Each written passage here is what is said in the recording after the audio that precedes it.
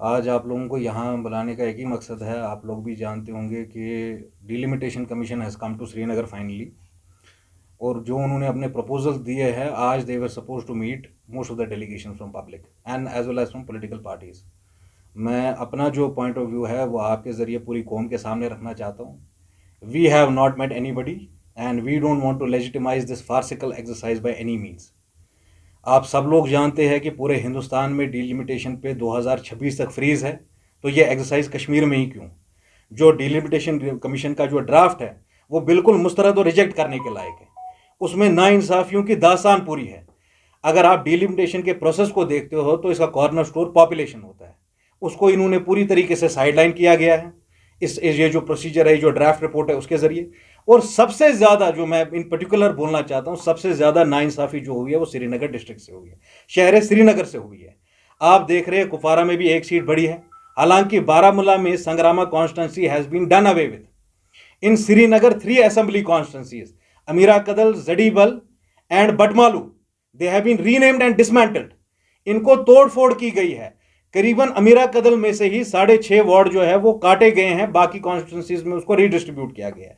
मैं delimitation commission से कुछ पॉइंटेड सवाल पूछना चाहता हूं। We didn't want to meet them behind close doors, ताकि किसी को कोई गलत तासुर नहीं जाए। हम आउटराइटली रिजेक्ट करते हैं जब फ्रीज है 2026 तक, तो फिर कश्मीर में ही डिलिमिटेशन क्यों? दूसरी बात, मैं कमीशन के हेड से पूछना चाहता हूं, भाई अमीरा कदल के 6.5 वार्ड आपने काट दिए, वो किसी और कॉन्स्टिट्यूंसीज में डिवाइड कर दी। Within 2 constituencies 6.5 ward are being distributed.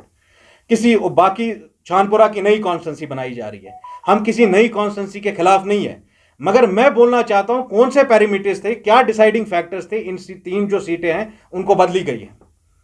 क्या जो इंटेलिजेंस इनपुट्स है कि कुछ ऐसे लोग सियासत में आ रहे हैं, या इलेक्शन के वक्त कोई ऐसा रिजल्ट आएगा जो दिल्ली के मुवाफिक नहीं होगा, जो इनकी बी टीम्स के मुवाफिक नहीं होगा, जो अपनी पार्टी सजाद लोन के मुवाफिक नहीं होगा? आज आपके जरिए मैं बरसरेआम कश्मीरी अवाम से बोलना चाहता हूं, SC ST के नाम से हमें लड़ाया जा रहा है। गुजर बकरवाल भाइयों को जो है उनको गुमराह करा जा रहा है कि भाई 5-7 सीटें या 9 सीटें आपके लिए रिजर्व कर लेंगे। आप कई पिछले जो इलेक्शंस की कॉन्स्टिट्यूंसीज है, या 2008 में 2014 के इलेक्शंस को देखो, प्रॉपर रिप्रेजेंटेटिव है SC ST कम्युनिटी के। क्यों ये सारे हरबे बीजेपी जो है यहां इस्तेमाल कर रही है, ये हमारी कौम को समझना है। हम आपके जरिए से ये बात कह रहे हैं, we are rejecting this, we are rejecting the dismantling and disempowering, disenfranchising of people of Jammu and Kashmir and especially Srinagar city। क्या आप अपने सियासी मकसद पूरा करने के लिए अंडरमाइन करेंगे कॉन्स्टिट्यूशन को, अंडरमाइन करेंगे पार्लियामेंट्री प्रोसीजर्स को, कि भाई आपको एक इलेक्शन जीतना है? यह सवाल मैं नरेंद्र मोदी और अमित शाह से करना चाहता हूं। We outrightly reject this exercise, this is a farcical exercise to benefit the B teams of BJP.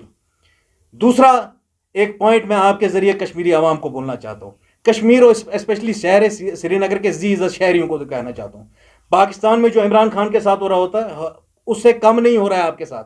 जो साजिश आपके साथ की जा रही है, जो आपके प्रो कश्मीर लीडरशिप है, जेन्युइन लीडरशिप है।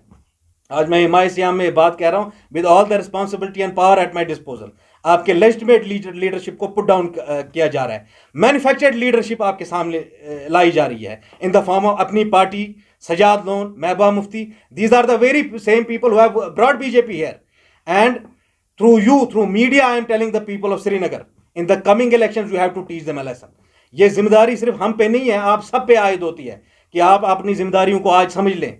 किस तरह से आपके शहर को बांटा जा रहा है, उसके टुकड़े किए जा रहे हैं ताकि बीजेपी वाले यहां गवर्नमेंट बनाए, ऐसा कभी नहीं हो सकता।